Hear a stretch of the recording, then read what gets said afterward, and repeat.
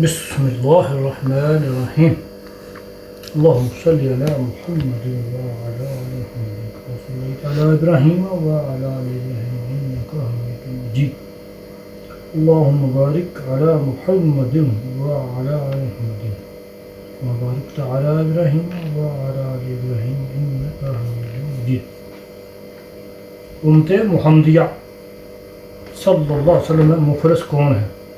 فقیر احمد اللہ بن حد کے ساتھ حضرت ابو ہریرہ رضی اللہ عنہ روایت کرتے ہیں کہ حضور نبی کریم صلی اللہ علیہ وسلم نے فرمایا، جانتے ہو میری امت کا مفلس کون ہے؟ صحابہ نے عرض کیا کہ ہم تو اس کو مفلس کہتے ہیں جس کے پاس درم و دینار و سامان وغیرہ کچھ نہ ہو۔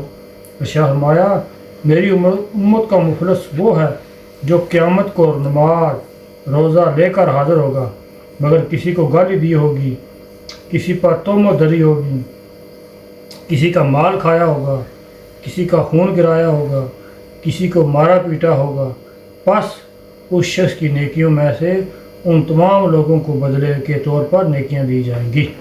اگر حقوق واجبہ سے پہلے نیکیاں ختم ہو گئیں تو پھر حقوق والوں کی خطائیں اس کے ذمے ڈال دی جائیں گی، حتیٰ کہ اسے دوزخ میں ڈال دیا جائے گا۔ اللہ تعالیٰ ہمیں توبہ کی توفیق اور اس پر ثابت قدمی نصیب فرمائے، کیونکہ توبہ پر ثابت قدم رہنا خود توبہ کرنے سے کہیں زیادہ مشکل ہے۔ محمد بن سیرین رحمۃ اللہ فرماتے ہیں کہ ایسے کبھی نہ بنو کہ پہلے کوئی عمل خیر کرنے لگو اور پھر چھوڑ بیٹھو، کیونکہ جس نے توبہ کر کے چھوڑ دی وہ کامیاب نہ ہوا۔ اس لیے توبہ کرنے والے کو چاہیے اپنی موت کو پیش نظر رکھے تاکہ اس پر ثابت قدم رہ سکے، اپنے گزشتہ گناہوں کو یاد کر کے بار بار استغفار کرتا رہے اور اس توفیق پر اللہ تعالیٰ کا شکر بھی ادا کرتا رہے۔ اسی طرح آخرت کے ثواب کا بھی دھیان رکھے کہ اس سے نیکی کی رغبت حاصل ہوتی ہے، جیسا کہ عذاب کا دھیان کرنا برائیوں سے روکتا ہے۔ حضرت ابو ہریرہ رضی اللہ عنہ کہتے ہیں، میں نے عرض کیا، یا رسول اللہ صلی اللہ علیہ وسلم، یہ فرمائیے کہ حضرت موسیٰ علیہ السلام کی صحیفوں میں کیا تھا؟ فرمایا 6 باتیں تھیں۔ نمبر 1، مجھے تعجب ہے اس شخص پر جسے دوزخ کا یقین ہے کہ وہ کیسے ہنستا ہے۔ نمبر 2، اور تعجب ہے اس شخص پر جو موت کا یقین رکھتا ہے پھر کیسے خوشیاں مناتا ہے۔ نمبر 3، اور مجھے تعجب ہے اس شخص پر جسے حساب کا یقین ہے تو پھر کیسے گناہ کرتا ہے۔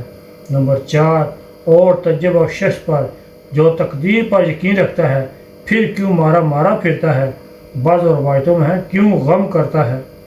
نمبر 5، مجھے تعجب ہے اس شخص پر جو دنیا اور اہل دنیا کی الٹ پلٹ دیکھتا ہے پھر کیسے اس پر مطمئن ہوتا ہے۔ اور نمبر 6، مجھے تعجب ہے اس شخص پر جو جنت کا یقین رکھتا ہے پھر نیکیاں نہیں کماتا۔ سب سے بڑی نیکی کیا ہے؟ لا الہ الا اللہ محمد رسول اللہ پڑھنا۔ یہ ہمارے اللہ صحابہ نے پوچھا تھا کہ ان کو گناہ ہو جائے تو کیا کریے؟ آپ نے ہمارا گناہ ہو جائے تو فوراً نیکی کر لو، تو پوچھا لا الہ پڑھنا نیکیاں میں؟ اللہ جل نے کیا فرمایا؟ ادھر گھوما کہ لا الہ الا اللہ ہے سب سے بڑی نیکی ہے۔ جی ہوں تو نظر آتا نا میں لوگوں کی چوریاں کرنیاں، جی کسی کو مارنا، کسی کو گالاں دینیاں، یہ معمولی گل ہے، کل پتہ لگے گا انہیں گلوں جب اللہ پاک نے لے کے نیکیاں دیتی لوگوں کو تو پھر کچھ نہیں رہنا، تو دوزخ دا نہیں بنے گا، تو پھر آخری وہ خو میں کیا اس ویلے وہ کھو جائیے وہ کم نہیں آنا، وہ کام کہڑی آنی ہے ہونی اللہ پاک کو توبہ کرے تو جہاں نے زیادتی کی وہ کروں دنیا میں ہی معافی مانگ رہا ورنہ لڑ بڑے ڈرے پڑے ہیں۔ اللہ پاک سانو بھی توبہ توفیق عطا فرمائے۔